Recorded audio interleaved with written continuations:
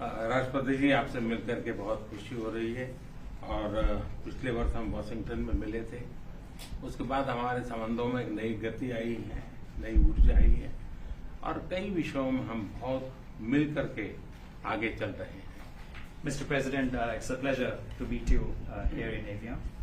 We had an extremely productive meeting in Washington last year, and since then we have given new speed and new energy to our relations, and we are working together on a number of areas. और हमारे लिए खुशी की बात है कि हमारी दोनों टीमें भी मिलजुल करके हमने जो टारगेट तय किए उसको पूरा करने के लिए भरपूर प्रयास कर रहे हैं और हम बहुत तेजी से आगे बढ़ रहे हैं।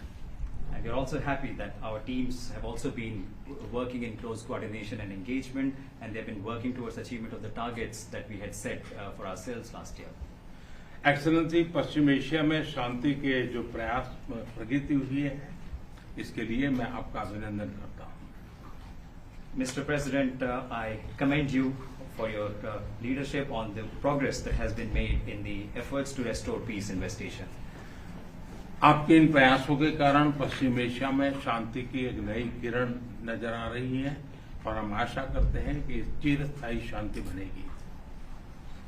Thanks to your efforts, Mr. President, new hope for peace and stability in the region has been rekindled, and I'm confident that this will lead to a long-standing peace in the region.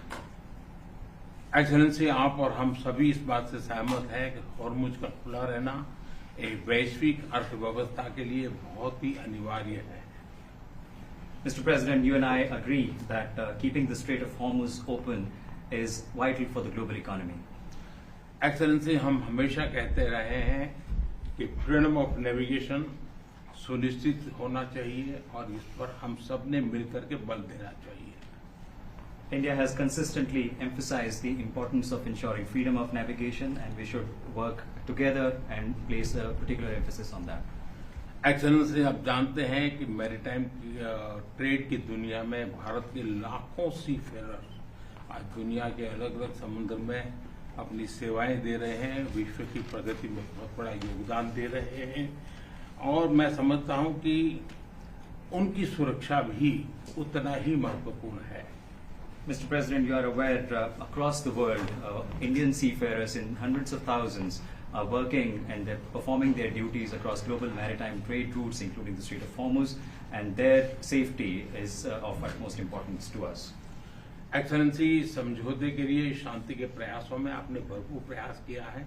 मुझे पूरा विश्वास है कि समझौते में seafarer की सुरक्षा भी सुनिश्चित होगी और उसको प्राथमिकता मिलेगी। Mr. President, you made tremendous efforts towards reaching this understanding and this agreement, and I'm confident that the issue of seafarers will receive the highest priority during the implementation of this agreement.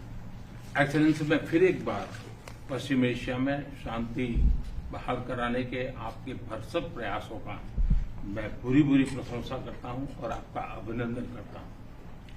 Mr. President, once again, I deeply appreciate and I deeply commend your efforts in ensuring the restoration of peace and making efforts towards restoration of peace and stability in West Asia. Thank you very much. Thank you.